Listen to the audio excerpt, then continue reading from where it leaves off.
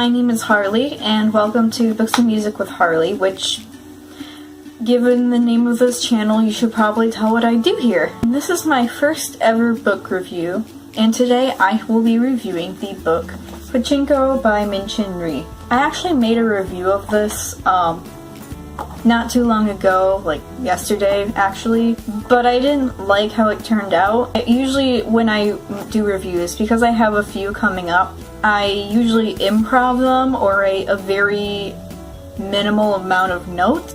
The wording for certain things just didn't come off the way I wanted it to, so I completely redid this review and I'm posting this instead. For those of you who do not know, Pachinko is a novel that follows the lives of a Korean-Japanese family throughout the decades, technically starting around 1910 and ending in the late 80s. When I first heard about this book, I actually heard about it through a Goodreads blog in which they interviewed most followed users on the site, a woman named Emily May, and they asked her for some book recommendations, and this was one of the ones that she listed. And at first I was like, okay, well, maybe I should give it a try if this, clearly highly trusted person is recommending it. Then I noticed in the corner of the book that there was this little silver sticker, and I realized that it's actually a National Book Award finalist, which is kind of a huge deal. And not only that, but this book has been getting tons of praise.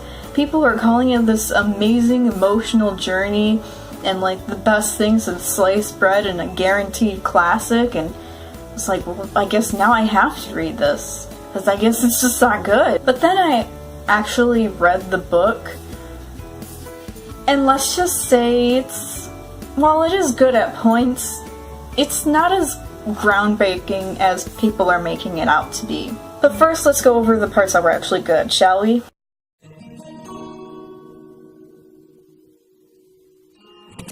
Usually it seems when we tell the stories of immigrants, we usually tell the stories about immigrants in the United States. And there's nothing wrong with that, because, well, our country is mostly made of immigrants. So it's important to tell their stories, because that's how most of us here in my country are here.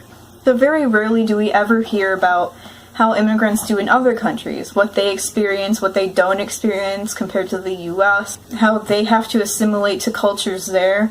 And this is where Pachinko shines. I definitely think Min-Chin Ri did a really good job showing insight into what exactly these Korean-Japanese families go through. It definitely tackles a lot of the problems that they face, like assimilating to the culture and the discrimination they face. And I feel like it did a really good job giving insight into how these families cope with the situations that they're put in because of who they are and culture that they're in. There was never a moment where I felt like Lee exaggerated anything or tried to play up things for dramatic effect. I feel like all the way that she depicted this family was very realistic, and just based on other things that I heard afterwards about the experiences of Korean Japanese people, it definitely seemed very accurate and grounded in reality. This is a really great thing. It also does pretty well with representation, not just for Korean Japanese people, but just for Asians in general. Nearly all this cast except one person was a person of color, and that's pretty swell. And there was also, without spoiling too much, one gay character, although his representation wasn't as great as I was hoping it to be. More on that later. All of the leading characters are extremely well written and portrayed as three-dimensional people rather than just characters. And up until about, say, post-World War II, post-1950s-ish, the writing is actually really good, aside from a few problems which I'll also talk about later. All in all, the good things about this book are that it gives a lot of representation, it's written extremely well, and the characters are very three-dimensional.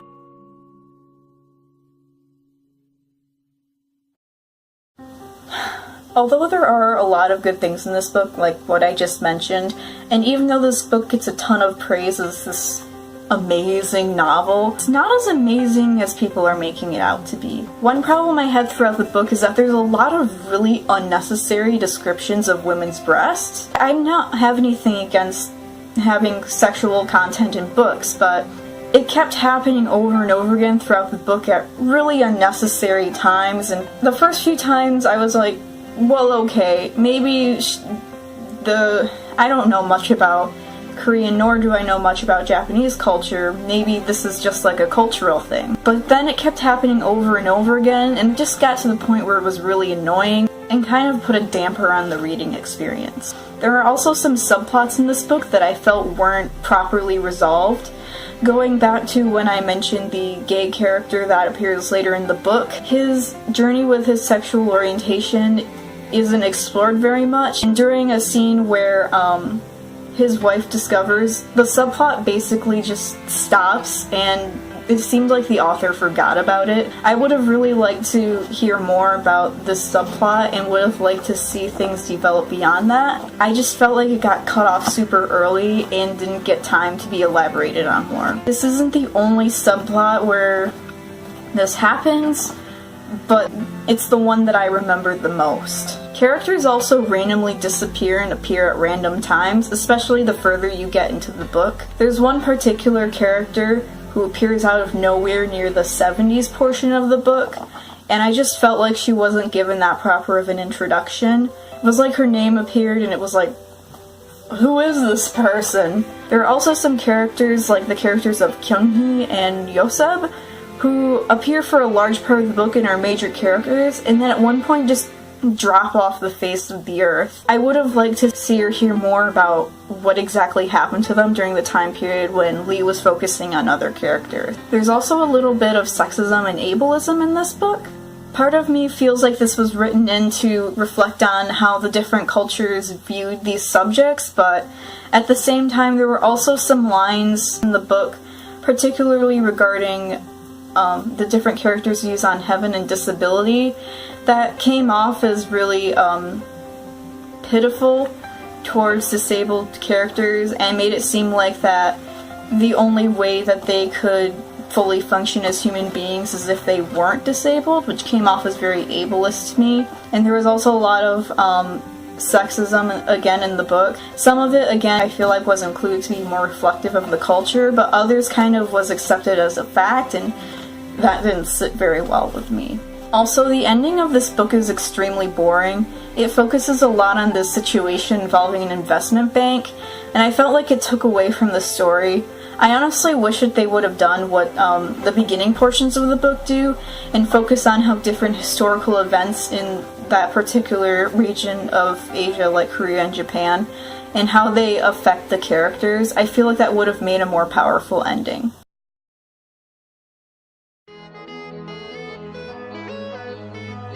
Overall, I definitely recommend this book and think that it's an important one to read, especially regarding the way immigrants are treated and about how different cultures deal with things differently. Definitely gives you a lot of insight into both Korean and Japanese culture. I mean, it might not educate you on everything about those two countries, but it definitely might give you some insight on, especially regarding the situation of how Korean immigrants and Korean Japanese individuals are treated in the country of Japan.